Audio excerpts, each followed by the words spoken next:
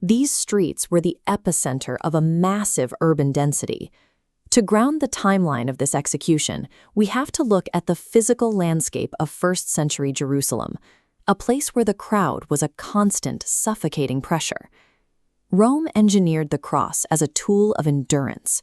The goal was to sustain consciousness while methodically dismantling the body's biological systems over hours. Long before a victim ever picked up the wood, their body was already compromised.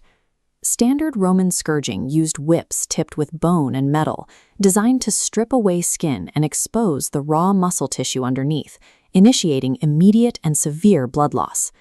This was an industrialized system of punishment.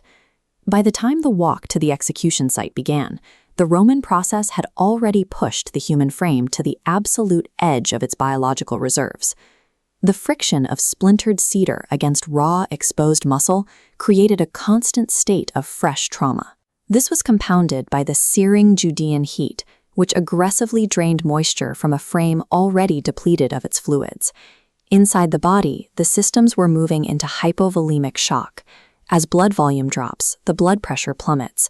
The heart begins racing erratically to maintain circulation, triggering a cascade of catastrophic neurological alarms that overwhelmed the victim's senses. The man described as living water was now experiencing the peak of clinical dehydration. His tongue would have swelled and his lips cracked as the body's last reserves of moisture were consumed by the exertion of hauling the timber. Eventually, the biological frame reaches its limit. Gravity pulls the center of mass down, and the weight of the cross drives the victim's chest and face directly into the stone streets of the city. Reaching the execution site required a sheer act of will. The spirit had to override a nervous system that was screaming for the body to simply stop moving. The procession eventually arrived at Golgotha, a desolate, rocky slope located just outside the protection of the massive stone city walls. These hand-forged iron spikes illustrate the brutal anatomical precision of the Roman method. Driving these through the wrists crushes the median nerve, sending constant shocks of searing pain through the arms with even the slightest movement. Once anchored, the cross was dropped into its post hole with a violent thud. This sudden biomechanical shock pulled the shoulder joints out of their sockets, effectively dislocating both arms.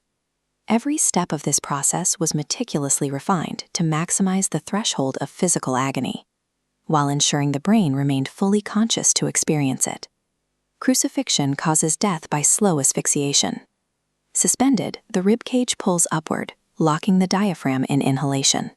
To exhale, the victim must push upward against the foot spikes, relieving lung tension just long enough to breathe before collapsing back.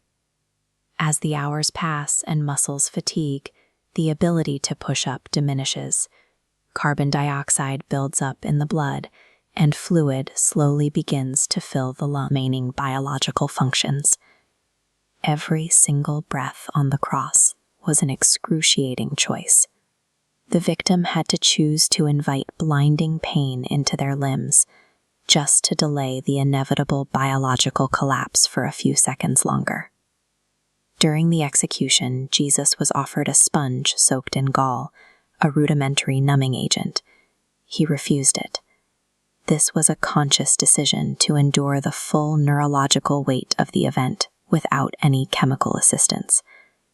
At the climax, a body at the edge of asphyxiation typically lacks the air to speak. Yet he summoned an unnatural surge of strength to shout his final declaration, tetelestai, indicating that the work he came to do was complete. This moment represents a medical anomaly. He did not gradually expire from the trauma. He bowed his head and actively surrendered his spirit while he still had the physical strength to shout. The Roman execution machine dismantled his flesh with total efficiency, but it never actually took his life. He reached the end of the physical transaction and gave his life away. The immediate physical aftermath saw the earth heave and the massive curtain of the temple tear from top to bottom. The structural barriers of the old world were physically breaking apart. As the mechanical noise of the Roman soldiers faded, the focus shifted to hands of love. They carefully pried the nails loose and lowered the cold, battered frame down into the dust of the hill. a small procession moved toward a garden tomb. They wrapped the body in linen and placed it into the darkness of the stone, sealing the entrance with a massive rock. To the centurions on the hill, this was a successful biological termination. But by enduring every clinical stage of the Roman machine, the spirit that exited the body left the debt of humanity fully paid. The very trauma that dismantled his body completed the transaction that would redefine eternity.